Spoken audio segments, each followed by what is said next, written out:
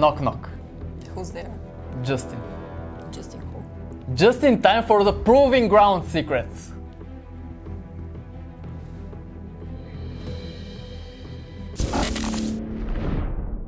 Hi WPOARMY.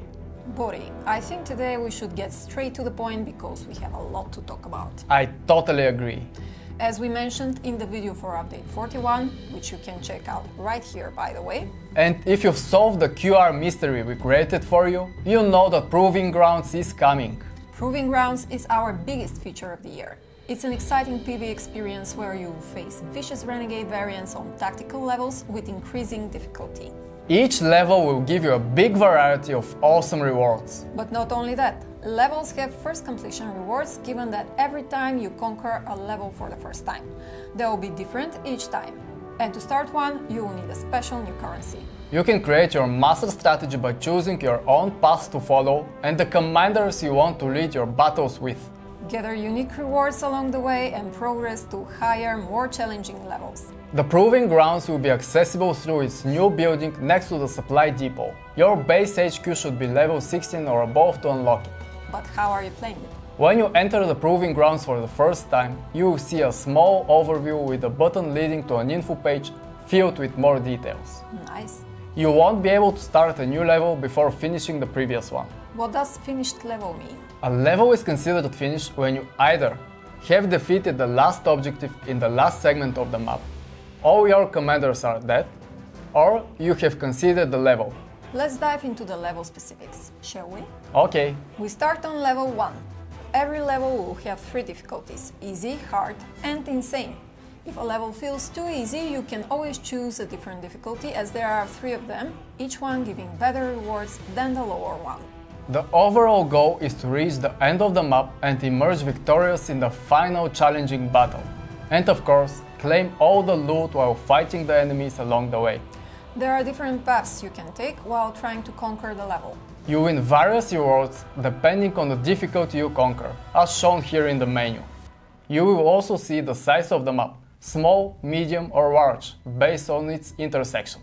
Some levels will have exclusive rules that would give special extra prizes, which will be awarded when the rule is met. In this example, you need to use Commander Kopka in order to receive the additional special reward. Good thing you mentioned the commanders, because there will also be various commander limits on each level. Some you will be able to enter with all your commanders, and others will be a one-man army mission. That would provide an extra strategic layer to the gameplay. And the menu will help you to track everything. You can see the stages you selected, started and completed. Also the difficulty you have completed on a certain level. And of course, the prizes you have already won. And the ones that are waiting for you. As we said, all levels will have 3 difficulties: easy, hard and insane. You will be able to choose the difficulty to play, of course. Can I play on more than one difficulty? Yes, playing a level in one difficulty will not prevent you from trying it in a different one in a future run. Also, you will be happy to hear that not only all levels, but also all difficulties will have first completion rewards. And conquering a level on a higher difficulty will award the first completion rewards from the lower difficulties as well. That's awesome, but how do you start a raid? To start a raid, the player has to go through the army deployment screen of the Proving Grounds building. Depending on its rules, a level can have multiple commanders that you can enter with. When you select commander, you will see their skills, the equipped add-ons and the power-ups. We will be able to deploy an army for each of the selected commanders? Absolutely. And if you've selected more than one commander, you can check out the information and army for each commander by tapping on its portrait above.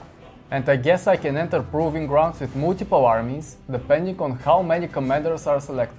Yes, and you can distribute all the units you own. Bear in mind that the units that are damaged or in production won't be included.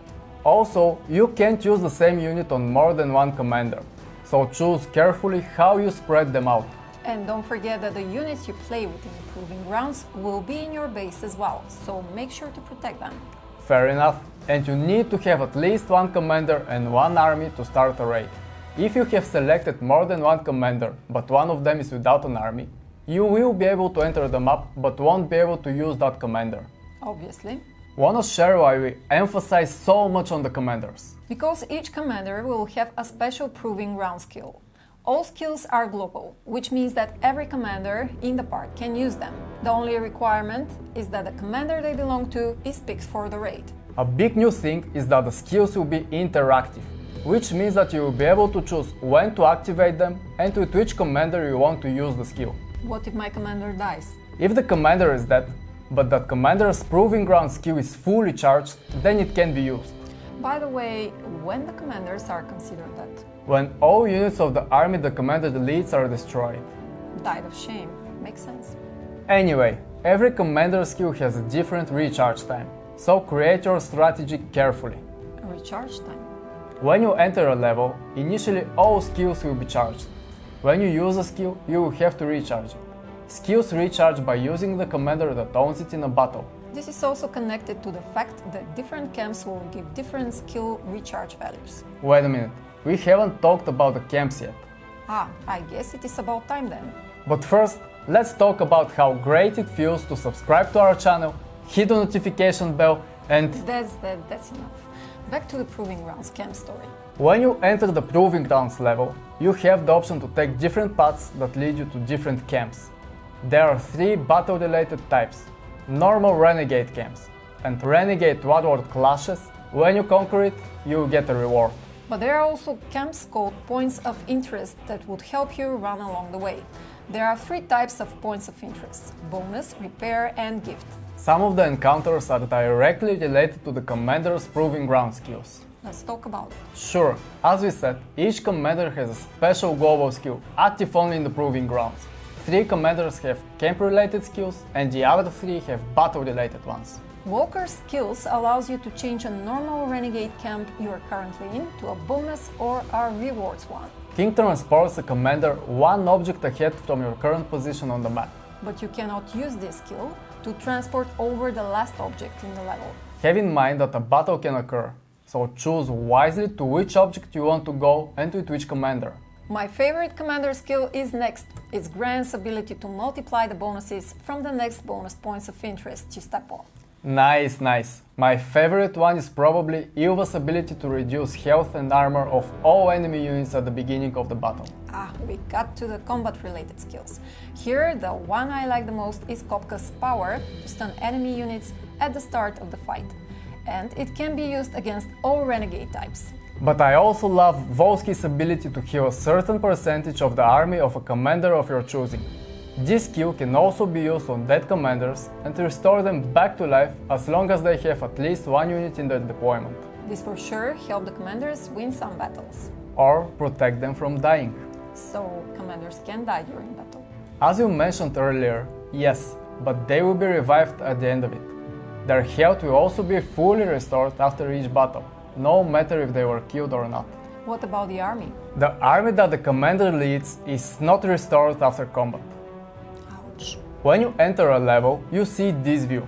Firstly, on the right, you will see the skills of all commanders you've selected to join your raid. They are positioned opposite of the commander they belong to. Don't forget that you can activate each one manually, and you can see the recharge status on their icons, so you can plan your next moves better. And on your left is the HP bar of each commander's army. You will see which one you have selected and if any commander is dead. An important note is that you can't change the commander during battle or if you are traveling to a camp.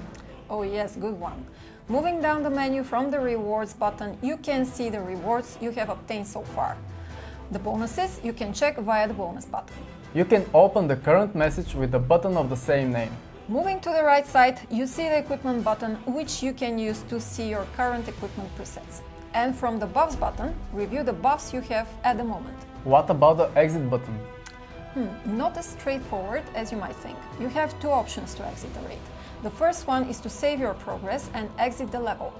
This allows you to return and continue later without using the Proving Grounds currency for entering the level. The second option is to concede, which discards your progress. You will be rewarded with the prizes you have won so far. I see certain strategic moves here as well. You bet. Okay, now it's time to... Wait. Didn't we forget something? What? The armory? Oh yes, the armory button will open a section with all the commanders you've entered the raid with. You will be able to check out the remaining units and army might of each commander by tapping on the army icon of each commander menu. You will also be able to check every commander's current power-up, add-on and skill status. That's super useful. Information is key to victory. Speaking of information, maybe it would be nice if we give a brief summary of the battle details. On it, commanders lead armies that you have selected. The health of the commander depends on the live units he or she leads.